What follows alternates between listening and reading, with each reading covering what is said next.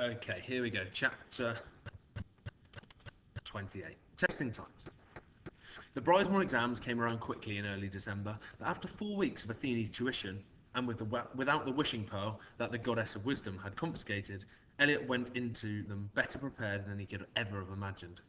His English exam was a doddle, as he recalled the god's memorable performance of Romeo and Juliet, with Hermes playing the tragic heroine. Latin was a cinch. He had to translate a passage about Perseus, who had dropped by during his world tour to sing ballad about Medusa called Heart of Stone. Even history was a gift. Eliot had to write an essay about the Roman wars against Carthage, which Athene had reenacted a few days previously, transforming an ant colony into a full-scale Roman battlefield, with a woodlouse taking the role of Hannibal. The results were to be posted on the school notice board on Thursday morning, the last day of term. Eliot barely slept a wink on Wednesday night. At first, he'd felt the exams had gone well, but now he had had some time to reflect on them. Had the French comprehension really been about talking pigs? And had he actually got Nigeria muddled up with Norfolk in geography? But Eliot also had bigger things to worry about. Since the gods discovered the sale of Home Farm, they had worked night and day to find a way to get it back. They had explored every legal and at least one illegal possibility that Eliot could take, but they couldn't find a way to stop the sale. Patricia had legitimately exchanged contracts on the farm, and if they didn't do something, the sale would complete the next day. We'll think of something, old boy, Zeus kept saying, reading Eliot's sad face every time he thought of losing his beloved home. I don't know what's wrong with me, said Virgo, breaking Eliot's thoughts as she banged around the kitchen in a flap, dropping eggs, spreading jam on a Weetabix and putting 3 big spoonfuls of salt in her tea. Since becoming immortal, I have this curious sensation, demanding that I fill my stomach with food every hour, every hour of the day. But today, all the food just wants to leave my body by the nearest exit. Virgo was struggling to come to terms with her newfound mortality. Eliot found the things that were catching her out highly amusing, smiling to herself as she ran to the toilet for the umpteenth time that morning. Whoever thought of this system should be locked up in Tartarus, she yelled from the downstairs loo. I wish I'd never found out what this room was for. The gods came into the kitchen, looking every bit as nervous as the 2 students before them. How are you feeling? Said Zeus, attempting to sound cheery as he paced around the kitchen. Okay, said Eliot unconvincingly. We're fine, shouted Virgo angrily from the loo. Schnortle snort! Just remember that I've got a photosynthesis question wrong. That's it, I've failed. I'm totally suboptimal. I'm sure you've both done your best, said Athene, who looked like she hadn't slept despite the fact she hardly ever did. You'll be amazing, Ellie, said Josie, giving Eliot a hug. You always are. Well said, Jojo. Will you all just calm down, said Aphrodite, perching on the kitchen table and taking a bite of Eliot's toast. The only Olympian to appear entirely relaxed. So you get kicked out of school, big deal. Don't stress, Ellie, we'll look after you. That's all he needs, muttered Athene, who had now taken to pacing around the kitchen behind Zeus. Oh, come on, let's get you to school and put you out of your misery, said Aphrodite, magically summoning her car keys. I'll let you drive. Eliot had been enjoying this secret part of his daily trip to school down the quiet country lanes, but even he knew that today it would be particularly unwise for a sleepless, anxious 12-year-old to get behind the wheel. He threw his rucksack into Aphrodite's car, which had been transformed into a luxurious pink 4x4 as a more suitable vehicle for English winter, and sat in silence as Aphrodite drove them both to the school gates. Good luck, Virgo. Good luck, Ellie, she said cheerily as Virgo threw up her breakfast on the side of the road. I'll see you later. We're proud of you whatever happens. The 2 friends trudged towards the school as if they were walking down Death Row, their nerves keeping them silent as they entered. Bridesmore through the grand wooden doors. A crowd of pale students hung around the notice board, awaiting their fate with dread. Bryony and Dominic comforted each other in a corner, each holding a tissue in case one cried and the other threw up. The staff room door opened with a long, slow creak, every head spinning towards the shaking figure that emerged. Call Me Graham tottered nervously to the board, apparently surprised to find a large group of children in his school.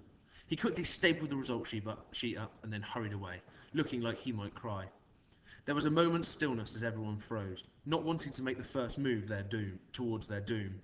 But the slightest twitch of someone's foot was enough to send the entire crowd racing over to the board. Eliot and Virgo held back, watching pupils peel away from the crowd with cheers or tears. They waited until the last person had left, before walking side by side to the board.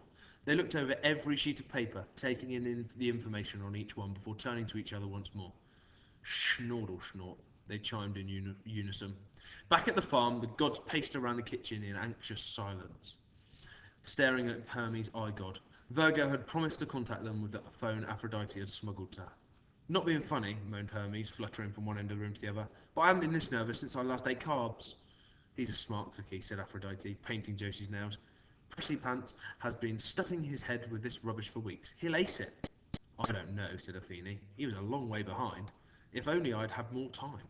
You've done everything you can, said Zeus. The rest is up to Elliot. My boy will be brilliant, smiled Josie. He always is. Hermes' eye god beeped a text message, making all the gods jump. They stood and stared at the phone, no one daring to read the news. Well, go on, for heaven's sake, shrieked Aphrodite, an illusion of calm now gone. Read it. No way, babe, said Hermes. What if it's bad news? We'll never know unless you read it, snapped Athene. You read it then, said Hermes, throwing her phone.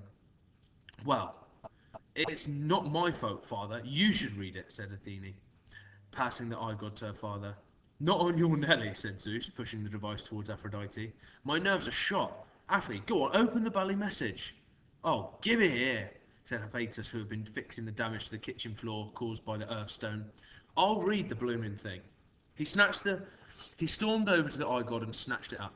Mate, seriously, any chance you could wash your hands before you... Oh, no, never mind. Hermes winced at the blacksmith's filthy fingers smearing his screen. Hephaestus scanned the text. Well, I'll be, he grunted. What? Screamed the gods in unison. The boy done good, smiled Hephaestus. Average of 92% across the board, with 96% in history. The gods exploded into a chorus of whoops and yells. I told you so, laughed Josie as Hermes hugged her in midair. Well, this calls for a celebration, cheered Zeus. Let's go and pick Elliot up in style. Later that day, Zeus, Athene, Aphrodite, and Josie stood by the enormous pink limo created from Aphrodite's car.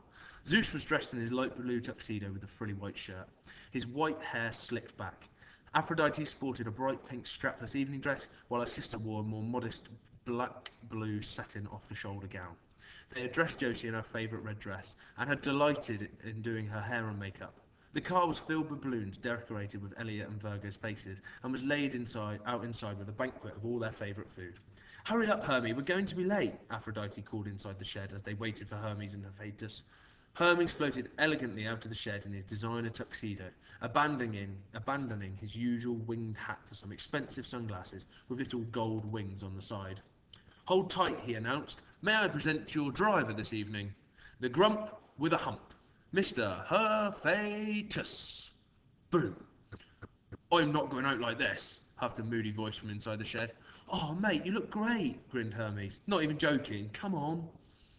Heaving a sigh, Hephaestus trudged to the car. The other Olympians bit their lips at the sight of this shiny gold chauffeur's outfit, complete with a gold hat that had "Congratulations, Elliot and Virgo" written in sequins around it. Not one word, the blacksmith grumbled as he assumed his place at the wheel, slamming the door loud enough to hide the eruption of laughter outside.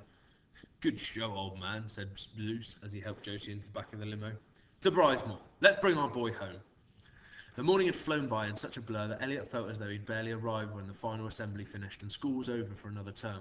His heart was heavier than Mr. Boyle's backside as he contemplated the loss of his home the very next day, although he did allow himself one moment of cheer as he passed his teacher in the corridor. Merry Christmas, sir, he grinned as Boyle pushed past him with a horrible grunt. See you next term. Go easy on those mint pies. Get lost, Hooper, snarled Boyle without stopping, furious at being stuck with his irksome boy and suddenly extremely hungry for a pack of mince pies. Elliot and Virgo stepped out into the chilly afternoon. You did it, said Virgo, getting over the worst of her wounded pride at being beaten by Elliot in every single exam. Never thought I'd be pleased to come back to this place, smiled Elliot, but it actually feels good. Not as good as leaving it, but pretty good. Yes, this Christmas break will be an excellent chance to get ahead for next term, said Virgo, but I suppose we can take today off. After the surprise pot... Oh... She bit her lip as the words she'd been forbidden to say slipped out of her mouth. Listen, look surprised when they all turn up. Ugh, I'm no good at this lying thing. You'll learn, said Elliot, trust me. The pink limo sped into Brizemore driveway, spilling the Immortals and Josie out of the car. They cheered and pulled party poppers the size of champagne bottles over the triumphant children as other pupils stared, bursting with jealousy. Remind me to teach you the word subtle, smiled Elliot as he ushered everyone back into the limo. Well done, baby, said Mum with a proud smile. I love you so much. Love you too, Mum, said Elliot, giving her a great big hug. Now, let's party. The limo screeched around the circular driveway and raced back to Home Farm, leaving only a trail of party streamers, a waft of pink exhaust fumes, and one deeply suspicious history teacher, resolved to get to the bottom of the strange world of Elliot Hooper. Okay, so there was chapter 28.